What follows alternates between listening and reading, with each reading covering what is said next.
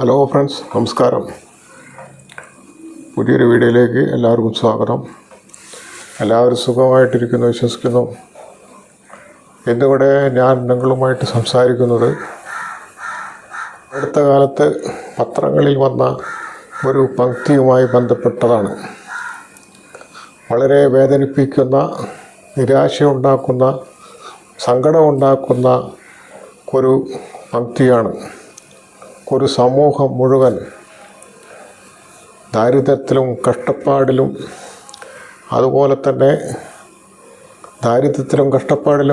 തന്നെ പട്ടിണിയിലും ജീവിക്കുന്ന ഒരു സമൂഹത്തിൻ്റെ അവസ്ഥയെക്കുറിച്ചാണ് ആ പംക്തിയിൽ പറയുന്നത്.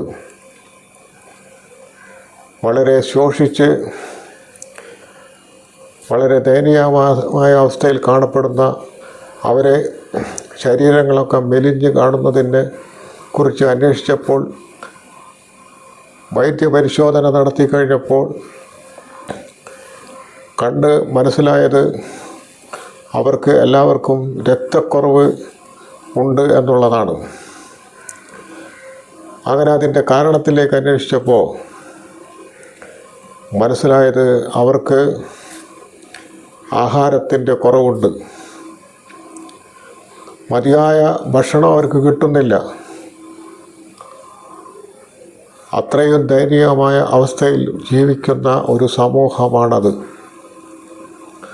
അവർക്ക് ജീവൻ നിലനിർത്താനുള്ള ഭക്ഷണമെന്ന് പറയുന്നത് റേഷൻ കടയിൽ നിന്ന് കിട്ടുന്ന, സൗജന്യമായി കിട്ടുന്ന അരിയാണ്. ആ അരി ഉപയോഗിച്ച് ഒരു നേരം കറി കൂട്ടിയിട്ടാണ് അവർ ഭക്ഷണം കഴിക്കുന്നത്. രാത്രികാലങ്ങളിൽ എന്തൊക്കെയോ കഴിച്ച് കിടന്നുറങ്ങുന്നു. ആർക്കും വിദ്യാഭ്യാസമില്ല. തങ്ങളുടെ അവകാശങ്ങൾക്ക് വേണ്ടി വാദം ഉന്നയിക്കാനോ അവകാശങ്ങൾക്ക് വേണ്ടി പോരാടാനോ അറിവില്ലാത്തൊരു സമൂഹം. അവർക്ക് ആകെയുള്ള വരുമാനം എന്ന് പറയുന്നത് വനത്തിൻ്റെ ഉള്ളിലേക്ക് പോയി ആഴ്ചകളോ മാസങ്ങളോ കഴിഞ്ഞ് തിരിച്ചു വരുമ്പോൾ കിട്ടുന്ന വനവിഭവങ്ങളാണ്. ആ വനവിഭവങ്ങൾ ഉപയോഗിച്ചുകൊണ്ടാണ് അവർ ജീവിതം മുന്നോട്ട് കൊണ്ടുപോകുന്നത്. അതും അവരുടെ ജീവിതത്തിൻ്റെ ആപ്തമാക്കിയിട്ടുള്ള വരുമാനത്തിന് ഒരിക്കലും ജീവിതാവശ്യങ്ങൾ നിറവേറ്റുന്നതിന് ഒരിക്കലും തികയാത്തൊരു വരുമാനമാണത്. അല്ലെങ്കിൽ കാട്ടിലെ ജലാശയങ്ങളിൽ പോയി മീൻ പിടിച്ച് കിട്ടുന്ന വരുമാനമാണ് അവർക്കുള്ള ആകെയുള്ള വരുമാനം എന്ന് പറയുന്നത്. വിദ്യാഭ്യാസം ചെയ്യുന്നതിന് വേണ്ടി നല്ല റോഡുകളോ വാഹന സൗകര്യങ്ങളോ മറ്റോ ഇല്ലാതെ, സ്കൂൾ സൗകര്യങ്ങളില്ലാതെ ഒരുപാട് ദൂരം താണ്ടിയിട്ട് വേണം സ്കൂളിൽ എത്തിപ്പെടാൻ. അങ്ങനെ എത്തിപ്പെട്ട് കഴിഞ്ഞാൽ തന്നെ കുറച്ച് നാൾ കഴിഞ്ഞാൽ പഠനം നിർത്തി വീട്ടിലേക്ക് പോരുന്നു. വീട്ടിൽ കുത്തിയിരിക്കുന്ന ഒരു പുതിയ തലമുറ. ദൂരസ്ഥലങ്ങളിലൊക്കെ ഹോസ്റ്റൽ സൗകര്യങ്ങളുള്ള സ്കൂളുകളുണ്ട്.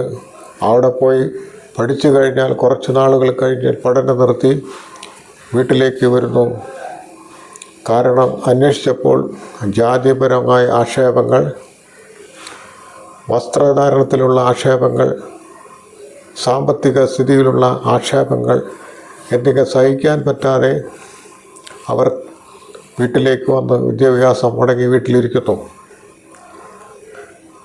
ഈ സമൂഹം എന്ന് പറയുന്നത് അതിരപ്പള്ളിയിലെ വനമേഖലകളിൽ താമസിക്കുന്ന,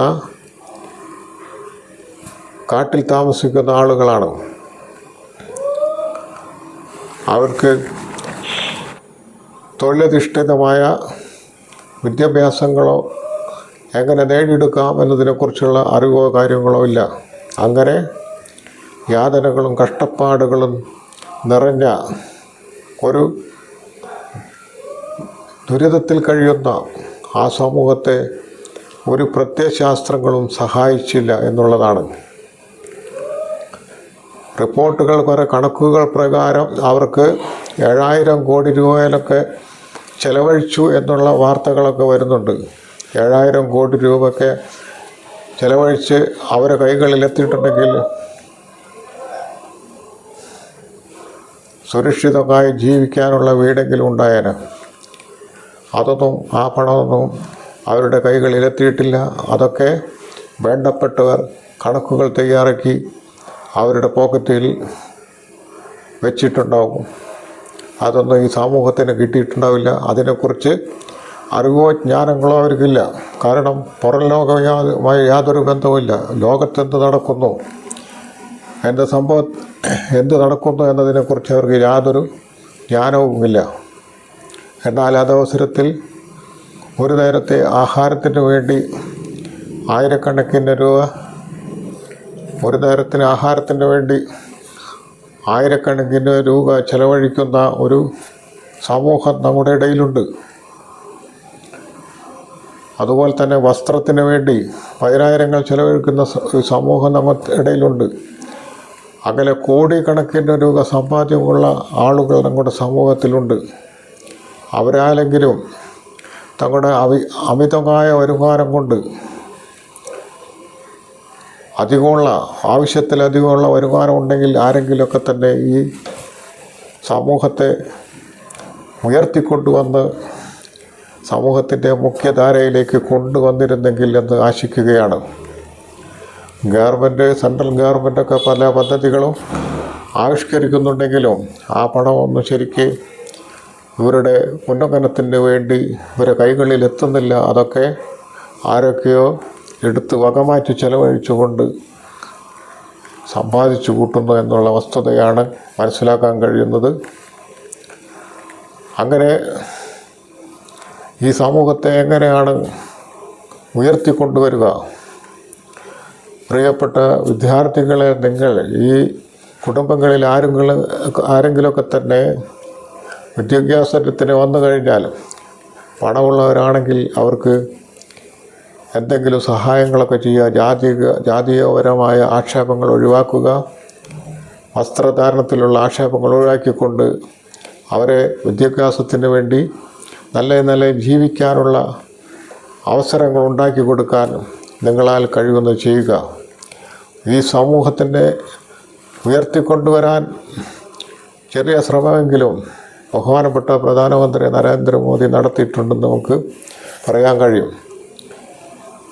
ഒരു ആദിവാസി കുടുംബത്തിലെ അംഗമായ രാഷ്ട്രപതി ദ്രൗപദി മുർമുവിനെ പ്രസിഡന്റ് സ്ഥാനം നൽകിയതും മിന്നുമണി എന്ന് പറയുന്ന ഒരു ആദിവാസി യുവതിയെ ഇന്ത്യൻ ക്രിക്കറ്റ് ടീമിലേക്ക് തിരഞ്ഞെടുത്തതും, അതുപോലെ തന്നെ നഞ്ചിയമ്മ എന്ന് പറയുന്ന അമ്മയെ ദേശീയ അവാർഡ് കൊടുത്ത് സ്വീകരിച്ചതും അതിൻ്റെ ഭാഗമായിട്ടാണ്. അതുകൊണ്ട് ഈ സമൂഹത്തെ ഏതെങ്കിലും ഒരു കാലഘട്ടത്തിൽ നല്ല നിലയിൽ ജീവിക്കാൻ, ദരിദ്രവും കഷ്ടപ്പാടും ദുരിതങ്ങളും ഇല്ലാതെ ജീവിക്കാൻ പര്യാപ്തമായ ഒരു കാലഘട്ടം ഉണ്ടാകും എന്നുള്ള പ്രതീക്ഷയിൽ ജീവിക്കാം. അവർക്ക് നല്ലൊരു ജീവിതം ഉണ്ടാകട്ടെ എന്ന് മനസ്സിൽ ആഗ്രഹിക്കാം. ഇത്രയും പറഞ്ഞുകൊണ്ട് നിർത്തുന്നു. ഈ വീഡിയോ ഇഷ്ടപ്പെട്ടെങ്കിൽ ലൈക്ക് ചെയ്യുക, ഈ ചാനൽ സബ്സ്ക്രൈബ് ചെയ്യുക. എല്ലാവർക്കും നന്ദി, നമസ്കാരം. അടുത്ത വീഡിയോയിൽ കാണാം.